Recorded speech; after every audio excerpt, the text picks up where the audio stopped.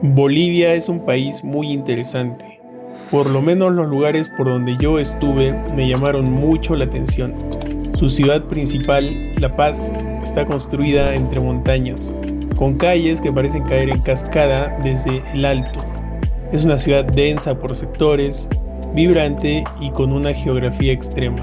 El relieve y la forma en la que la ciudad se ha adaptado a su terreno hacen que La Paz se vea como un anfiteatro gigante, y su sistema de teleféricos es bastante útil en este tipo de lugares. El Salar de Uyuni fue, sin duda, uno de los lugares que más me impresionó. Durante el día es un desierto blanco sin fin y de noche un mirador natural al universo, con un cielo tan lleno de estrellas que cuesta creerlo real. Sé que Bolivia es bastante grande y tiene varias ciudades y lugares para recorrer.